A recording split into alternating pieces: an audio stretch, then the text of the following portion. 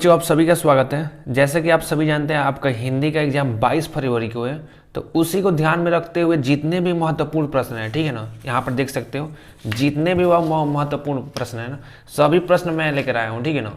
और यह जो मैं करा रहा हूँ ना, यह बहुत ही ज़्यादा महत्वपूर्ण है। तो पूरा प्रश्न ध्यान से देखो, जितना करवा रहा हूँ उतना करो। आपको बिल्कुल नहीं टेंशन लेना है, बिल्कुल नहीं डरना है। जितना भी 20 को ऑब्जेक्टिव प्रश्न आएगा ना, जो मैं करवा रहा हूँ उसी में से आएगा, इससे बाहर आ ही नहीं सकता है, ठीक है ना। आपको इतना विश्वास करना पड़ेगा, ठीक है।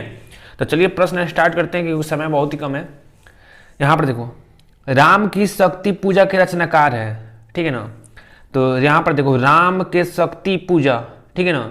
तो सूर्यकांत त्रिपाठी निराला, ठीक है ना। मतलब पूजा मतलब सूर्य जी का पूजा कर लो, राम की शक्ति पूजा, तो सूर्यकांत त्रिपाठी निराला। तो ऑप्शन नंबर ए सही हो जाएगा, ठीक है ना। आ रहा है समझ में? थोड़ा सा मतलब ऐसे दिमाग लगाओ, ठीक है ना, याद करो।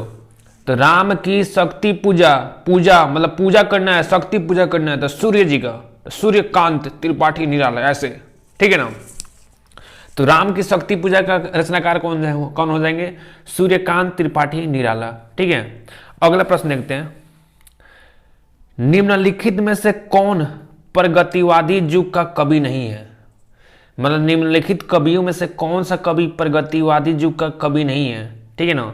तब भारतेंदु हरिश्चंद्र, ठीक है ना। बहुत ही आसान प्रश्न है क्योंकि भारतेंदु की कौन युग के हैं? भारतेंदु युग के, युग के, भारतेंदु युग के, ठीक है ना। तो ये प्रगतिवादी युग के कैसे हो जाएंगे, ठीक है ना। तो ये हो जाएंगे ऑप्शन नंबर डी सही है, ठीक है ना। अब देखिए बाबू, अगला प्रश्न है। हास्य रस का स्थायी भाव है, तो हास्य रस का स्थायी भाव हास हो जाएगा। क्या हो जाएगा? हास, ठीक है ना। ये वाला प्रश्न देखो, अलंकार वाला मैं वीडियो कराया हूँ, ठीक है ना। ट्रिक मतलब ट्रिक देखते देखते अलंकार कैसे पहचानोगे। अगर वीडियो नहीं देखे हो तो चैनल पर पड़ा होगा, ठीक है ना, जाकर वो वीडियो देखो, उसी से संबंधित है। मनहु, मानो, जनु, जानो आदि वाचक शब्द किस अलंकार में प्राय प्रयुक्त होता है? तो उत्प्रेक्षा में, ठीक है ना। किसमें? उत्प्रेक्षा में। ये ट्रिक भी होता है उत्प्रेक्षा का पहचानने का, तो कौन सा हो जाएगा? उत्प्रेक्षा, ठीक है ना। तो ये 4 को प्रश्न एक बार फिर से मैं दिखा देता हूँ। राम की शक्ति पूजा के रचनाकार कौन है? सूर्यकांत त्रिपाठी निराला। कौन हो जाएंगे? सूर्यकांत त्रिपाठी निराला, याद करते रहो। निम्नलिखित में से कौन प्रगतिवादी युग का कवि नहीं है? तो भारतेंदु हरिश्चंद्र नहीं है, ठीक है ना। कौन है? भारतेंदु हरिश्चंद्र नहीं है। अगला प्रश्न था, हास्य रस का स्थायी भाव है, तो हास्य रस का स्थायी भाव हास हो जाएगा। क्या हो जाएगा? हास। मनहु, मानो, जनु, जानो आदि मतलब किस अलंकार में? तो उत्प्रेक्षा, ठीक है ना। कौन सा? उत्प्रेक्षा। तो ऑप्शन नंबर ए सही हो जाएगा, ठीक है। अब यहां पर देखो, यहां पर बाबू है हास्य रस का स्थायी भाव है, तो हास्य रस का स्थायी भाव हास हो जाएगा। तो ऑप्शन नंबर डी, ठीक है ना। यहाँ ये वाला प्रश्न देखो, जहां पर उपमेय की किसी उपमान से गुणधर्म के आधार पर समानता की जाए, समानता मतलब तुलना की जाए, वहां पर उपमा अलंकार होता है।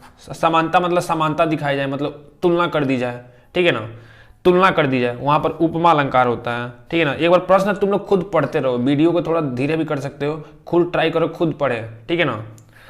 अब देखिए अगला प्रश्न है। रोला छंद के प्रत्येक चरण में मात्रा होती है, तो 24-24 मात्राएं होती है। रोला छंद के प्रत्येक चरण में कितना कितना मात्राएं होती है? तो 24-24 मात्राएं होती है, ठीक है। अनुग्रह शब्द में प्रयुक्त उपसर्ग है, तो अनुग्रह में मतलब अनु, क्या हो जाएगा? अनु। ऑप्शन नंबर सी सही हो जाएगा, अनुग्रह में अनु, ठीक है। तो ये वाला हो गया। अगला पेज वाला स्टार्ट करते हैं। देखो बाबू, छत्रसाल दशक के रचयिता है, तो छत्रसाल दशक के रचयिता भूषण हो जाएंगे, ठीक है ना। भूषण कौन हो जाएंगे? भूषण। छत्रसाल दशक के रचयिता कौन हो जाएंगे? भूषण जी हो जाएंगे, ठीक है ना। अब देखो, तार सप्तक के संपादक थे, तो अगेय जी थे, ठीक है ना। सचिदानंद, हीरानंद व सैन अगेय। तार सप्तक के संपादक कौन थे? अगेय जी, ठीक है ना। अब देखिए अगला प्रश्न बाबू, यहां पर देखो, ठीक है। सुमित्रानंदन पंत की रचना है, मतलब सुमित्रानंदन पंत की रचना कौन सा है? इसमें से दिया, तो जुगबाणी इनकी रचना है, ठीक है ना। ज्ञानदीप किनकी रचना है? शेख नबी जी का। प्रेम वाटिका रस खान का। क्षणदा महादेवी वर्मा का, ठीक है ना। तो सुमित्रानंदन पंत का कौन सा हो जाएगा? जुगबाणी, ठीक है ना। तो ऑप्शन नंबर बी सही हो जाएगा। बोला है सुमित्रानंदन पंत की इनमें से कौन सा रचना है? तो जुगबाणी रचना है, ठीक है। स्मृति की रेखा साहित्य की विद्या है, तो संस्मरण है, क्या है? देखो आधा 100 से स्मृति हो जाएगा, 100 से स्मृति, 100 से स्मृति हो जाएगा, 100 से संस्मरण हो जाएगा। किनका है? महादेवी वर्मा का, ठीक है ना, महादेवी वर्मा का, महादेवी वर्मा, ठीक है ना, महादेवी वर्मा का। महादेवी किस युग के? छायावादी युग की, छायावादी युग की, ये भी आपको याद करना है, छायावादी युग की है। महादेवी वर्मा किन युग की है? छायावादी युग की, ठीक है। आ रहा है समझ में ना? अब देखो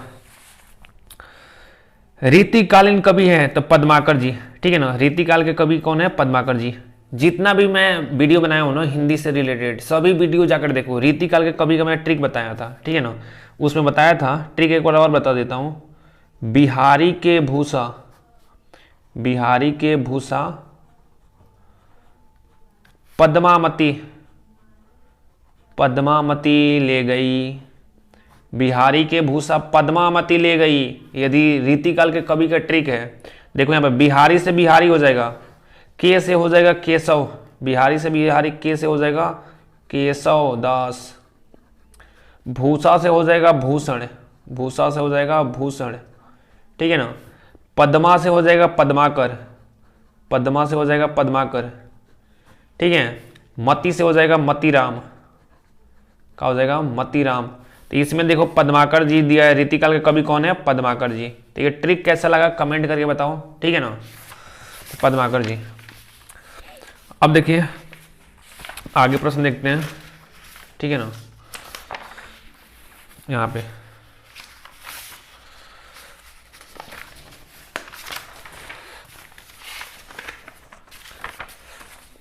ये वाला, प्रताप नारायण मिश्र लेखक है, मतलब किस युग का? तो भारतेंदु युग का।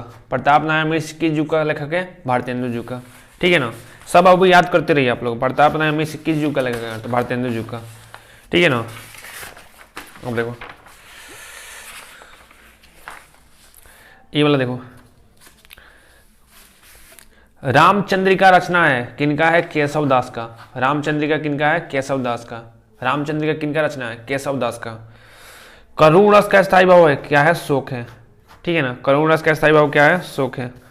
ये वाला देखो, रोला छंद में कुल कितने चरण होते हैं? 4 गो चरण होते हैं। कितना चरण होते हैं बाबू? 4 गो। रोला छंद में कितना चरण होते हैं? 4 गो चरण होते हैं, ठीक है ना। अब देखो बाबू यहाँ पे साकेत रचना है किनका? मैथिली शरण गुप्त का। साकेत किनका रचना है? मैथिली शरण गुप्त का। महादेवी वर्मा कवित्री है, छायावादी युग का। ऑप्शन नंबर सी यहाँ पर हाईलाइट किया गया, छायावादी युग का, ठीक है ना। छायावादी युग का जयशंकर प्रसाद भी है, 2 याद कर लेना है, ठीक है ना। गंगा लहरी रचना है तो पद्माकर जी का। अभी हम लोग पद्माकर पढ़े हैं, तो गंगा लहरी किनका रचना हो जाएगा? पद्माकर जी का।